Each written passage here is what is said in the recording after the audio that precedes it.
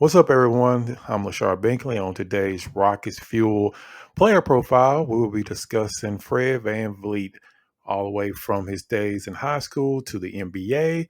So sit back and hopefully you enjoy the show. Biggest thing for me is just putting Rockford on the map. So by the time I'm done, people remember the name. From a high school star to not receiving any major college offers to leading a record breaking college program, passed on by every team in the 2016 draft, some twice, Fred VanVleet has been overlooked at every turn. Despite all the obstacles that have been placed in front of him, VanVleet has defied all the odds to become an NBA All Star and NBA champion. Now, Fred VanVleet is tasked with turning around the Houston Rockets franchise after three of its worst seasons in franchise history.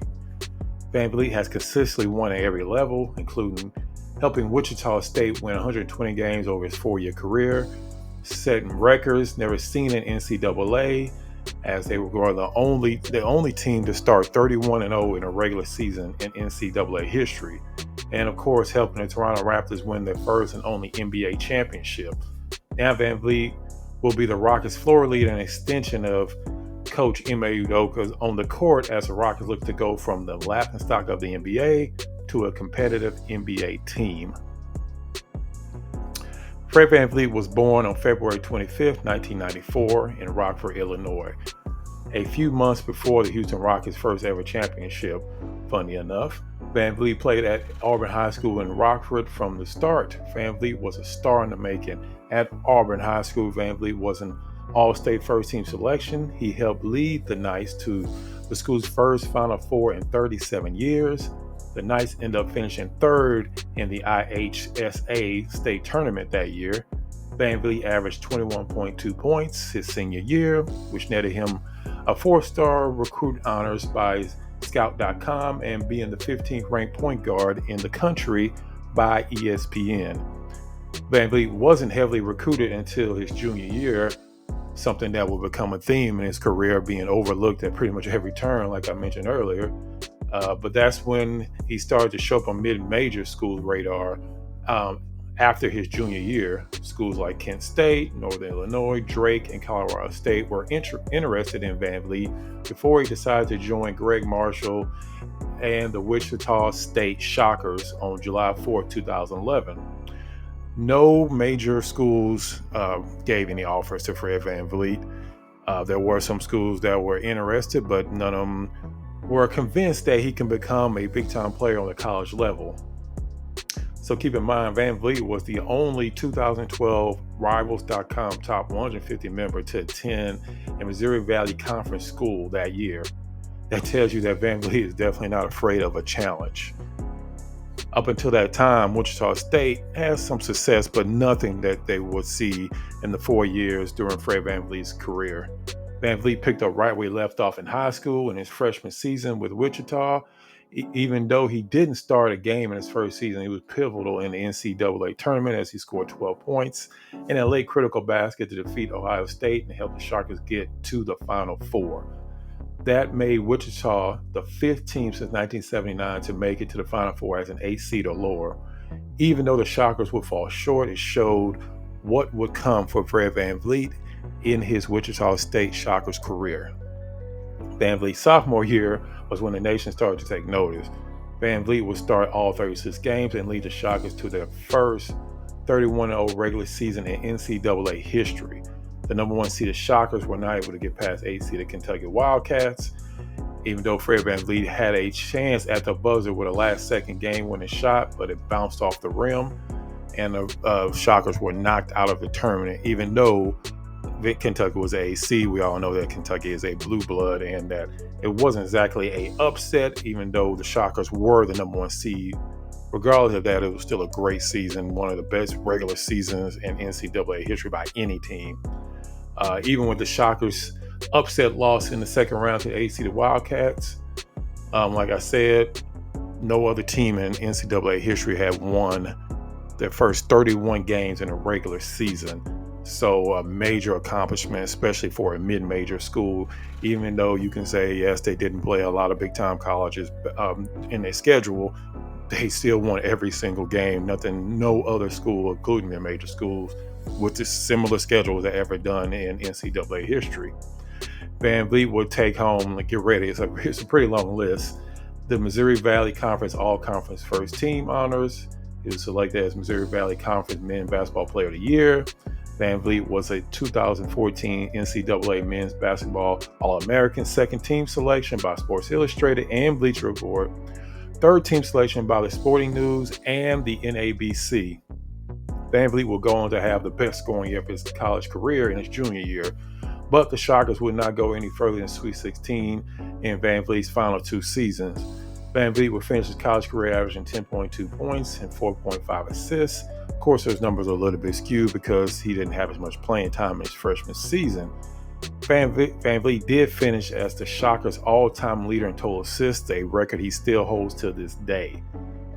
And of course, after his career ended with the Shockers, he would move on to the NBA. But yet again, just like in high school, when he didn't get any major school offers, he was not invited to the combine during the whole draft process as he was getting ready to head to the NBA. He had led his school to the best 4-year run in their history, but for some reason there still wasn't a lot of buzz around Fred VanVleet going high or possibly at all in the 2016 draft. Like I mentioned, VanVleet was not invited to the NBA Combine and didn't appear on most mock drafts, something VanVleet was well aware of at the time. He said, I should have that opinion because I'm not favored high on those draft boards. Someone who's favored high would value them more. But for a guy like me, I can't put stock into that. I've just got to put my head down, go to work, and try to make my mark, VanVleet said. And he was responding to not being on most of the draft experts mock boards at the time. That was his response, was basically saying, hey, he can't really put any stock into that, because if he did, then that would pretty much be saying to himself that he's not good enough, something that, as you will definitely hear, VanVleet is a very confident player. He does not believe that there's nothing that he can't do in the NBA or at any level. Despite that, VanVleet was still confident he would be drafted. So confident, he threw a big party to celebrate with his friends and family. That night didn't turn out the way VanVleet was hoping. At the party, he got up after he realized he wasn't going to be drafted. He got up and made this statement.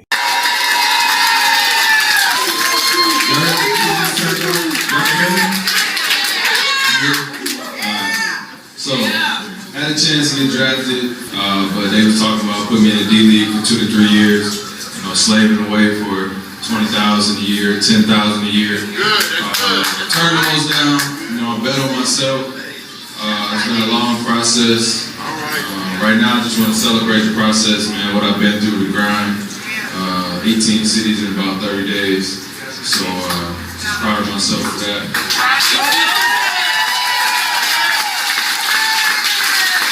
Obviously, everybody's dreaming to get drafted. As a kid growing up, everybody want to get picked, but at the end of the day, man, it's about making money. Obviously, I'm disappointed, but I just want to thank everybody. So he decided to pass up on the offers, which of course led him not to be drafted.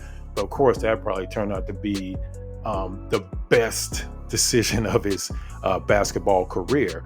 If you look at some of the names that were drafted ahead of him, or that was drafted, period, you have people like Marquise Chris, who we know flamed out in the NBA. Georgia's Papa Giannis. Hopefully I'm saying that right. Maybe it's Papa John, who knows? To say the least, those guys probably shouldn't have been drafted instead of Fred VanVleet. Here are some other players that were taken in 2000 draft instead of VanVleet. Of course, you have players at the top. We all know Ben Simmons' history at this point. Brandon Ingram is still going strong in the NBA. Of course, Jaylen Brown just signed a huge contract. The biggest contract in NBA history. But then you look at players like Dragan Bender, who flamed out real quick in the NBA. Chris Dunn, Buddy Hield is still playing in the NBA. Of course, we know Jamal Murray, now NBA champion Jamal Murray. But like I mentioned before, Marquise Chris.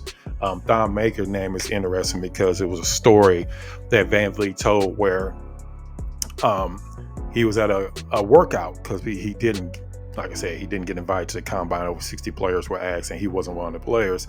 And he was at one of the workouts for like the Indiana Pacers. And Indiana Pacers or Detroit Pistons, one of those teams, and all the media and everybody was just paying attention to players like Thon Maker because he was 7 feet and he's supposed to be the next Kevin Durant, and nobody was paying attention to the 5'10", 5'11", 6 foot, depending on what day you're asking, Fred VanVleet. And it come to find out, Thon Maker was drafted number 10 by Milwaukee, and as we all know now, he has bounced around. He hasn't really been able to get any type of footing in the NBA. And that's kind of how the NBA draft goes. You never really know what you're going to get. You're overlooking mid-major players that you may not think can make an impact. And guess what? Those mid-major players are now NBA champion, NBA All-Stars, and Thon Maker can barely even get off the bench. And then a couple other names I just want to mention right quick. Denzel Valentine, who's bounced around the league as well, who's now playing in the G League. You had Wade Baldwin. I'm not even sure if he's a Baldwin brother or not because I haven't seen him play at all in the NBA. You also had Henry Ellison. Malik Beasley had a decent career, but again, he hasn't really done anything special in the NBA. So the whole point of that is to say that there was a lot of players that are not even in the NBA right now that were drafted in that 2016 draft, and Fred VanVleet's name was not called one time. So that is another obstacle that Fred VanVleet had to overcome. And of course, once he did make that decision that he wasn't going to want to go to the G League and that he was going to become a free agent, that's when the Toronto Raptors came into the picture. And like I said before, that was the best decision that Fred VanVleet could have made because as you will hear coming up, he went from a barely playing rookie, getting some time, to a vital part of a championship team. So let's start off with his rookie year. As I mentioned, he didn't play a lot in his rookie season. He was coming off the bench. Of course, Toronto had a veteran team. They were still battling, I guess if you can call it battling, the Cleveland Cavaliers year in and year out during the playoffs. And of course, losing every single time with LeBron James and the Cleveland Cavaliers. But Fred VanVleet was able to get his feet wet in the NBA. He was able to get some playing time. He didn't start at all in his rookie season. He actually only played in 37 games, like I said, coming off the bench for every single game, and he only averaged 8 minutes per game in his first season. The following season, he started to carve out a role as his minutes jumped up to 20 minutes a game, and he played in 76 of the 82 regular season games for the Toronto Raptors that season. That season, Fred VanVleet also led the Raptors in three-point shooting, but the team, like I said earlier, would fall to the co-owner of the Raptors at the time, LeBron James, and the Cleveland Cavaliers, again, something they did a lot during the 2010s. That loss would also signify a change for the Raptors, as longtime fan favorite DeMar DeRozan was part of the trade to bring on Kawhi Leonard, who of course was disgruntled at the time with the San Antonio Spurs with the whole injury. Is he not hurt? Is he hurt? How much is he hurt? Whatever was the case, he ended up with the Toronto Raptors, and that kind of just changed everything because the team also parted ways with Coach of the Year Dwayne Casey, who was fired at the end of the previous season, and they promoted assistant Nick Nurse to the head coach. And of course, as we know what would happen next, as Kawhi Leonard came over to Toronto Raptors in that 2018-19 season, that's when VanVleet took a step from being a good bench player to a vital piece of a championship team. Even though the team still had veteran guard Kyle Lowry, Nick Nurse would give Fred VanVleet his first start of his career at the beginning of the 2018-19 season, and he would go on and start 28 games as the Raptors will go on a probable run to the NBA Finals. We all remember the huge shot Kawhi Leonard hit against the Philadelphia 76ers that bounced up several times and eventually bounced in, and that was on their way to the NBA Finals to face off against the Golden State Warriors. Of course, VanVleet was part of that team, and this is where he kind of started making his name in the NBA. In the NBA Finals, he averaged 14 points per game and had his most impactful game of his entire career in Game 6, the closeout game for the Raptors versus the Golden State Warriors. In that game, VanVleet scored 22 points, with 12 coming in a crucial fourth quarter as the Raptors defeated the Warriors 114-110 to take the series 4-2. In the 2019-2020 season, Despite dealing with injuries, Fred VanVleet only played 54 regular season games, but he solidified himself as a starter. As of course, Kawhi Leonard left after that first year. They started to move more towards Fred VanVleet as the main guy on the team. Like I said, he started in all 54 games that he played that season. He averaged a career high 17.6 points per game. Of course, unfortunately, the Raptors weren't able to defend their championship as they fell to the Boston Celtics in the second round. After the start of the 2020-21 season, the Raptors and VanVleet agreed to a 4-year, $85 million contract, which is pretty remarkable considering that he didn't have any major colleges offering him a scholarship. He didn't really have any buzz going after his senior year from Wichita State, even though he led them to over 120 games in the 4 years he was there. He went undrafted, and now he secures a 4-year, $85 million deal from the Toronto Raptors. Like I said, pretty remarkable for a player that a lot of people continue to overlook. And then, of course, he had his best season that following season, the 2021-22 season, where he averaged a career high 20.3 points. He also, like I said earlier, he also became an All-Star for the first time. He was the first undrafted All-Star since Ben Wallace in 2006. And like it was a career year, he notched his first ever triple-double with 37 points, 10 rebounds, and 10 assists on January 7th versus Utah. That's the most points scored in a triple-double in franchise history, which again, you look back and look at some of the players they've had in their franchise history. They had, of course, Vince Carter. They had an early Tracy McGrady, and of course, like I said, Kyle Lowry. Then they had Kawhi Leonard, DeMar DeRozan, and I think that Fred VanVleet, the undrafted point guard, had the most points ever in a triple-double game for the Toronto Raptors.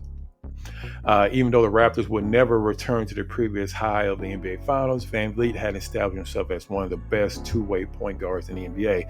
Because remember, a lot of people talk about his offense, but at the time he was constantly at the top of the league in deflections, top of the league in steals. He came close to making an all-NBA defensive team 1 year in Toronto. So he is definitely one of the more underrated defenders, especially at the point guard position in the NBA. But we all know what kind of happened last season. They had a disappointing season, very up and down season. You can kind of tell Nick Nurse had one foot out the door. And then it all kind of came to a head after the 2022-23 season, where Nick Nurse and the Raptors decided to part ways. And then, of course, that kind of led to Fred VanVleet looking elsewhere for his next NBA contract. And we all know where he ended up. And that's with the Houston Rockets on the 3-year, $130 million deal this past offseason, even though we know that the third year is not guaranteed. But still, that is a max level, huge contract for a player. Again, I keep saying it because it's just pretty remarkable, that pretty much was never high on anybody's radar coming out of high school, coming out of college, and even at times during the NBA. That's a remarkable achievement for any player, especially for Fred VanVleet, for what he had to come through. So, of course, it kind of leads us back to where we started. VanVleet is now tasked with turning around the franchise that hasn't won more than 22 games since 2019-2020. Like I mentioned before, the Rockets had their worst 3-year stretch in franchise history, a franchise that goes all the way back to the San Diego Rockets in the late 60s. That's how long the Rockets have been playing. And I think that they're coming off their worst 3-year stretch in franchise history. That is something that's pretty amazing. So now Fred VanVleet is tasked with turning around this franchise. Of course, with the addition of Dillon Brooks, the Rockets are looking to go from bottom feeders to competitive and eventually back as one of the best teams in the league. It all starts with Fred VanVleet, who knows a thing or two about starting at the bottom and fighting his way up. I appreciate everybody that checked out this video. I appreciate everybody that gives us support. Please give us subscribe, a like, hit that notification, because we will continue to bring you great content, more player profiles, more Rockets field reports. We'll continue to bring you any news that happened this off season. Of course, it won't be a lot of news until the training camp, which of course I plan on being out at and bringing you all the latest news from the training camp, wherever they're going to be holding it this year. So again, we appreciate all our support. Hit that subscribe button. Make sure you hit the like so we can continue to bring you great content and continue to bring you all the latest news when it comes to the Rockets. And again, we appreciate all the support. And make sure you check out the next episode of Rockets Fuel Podcast.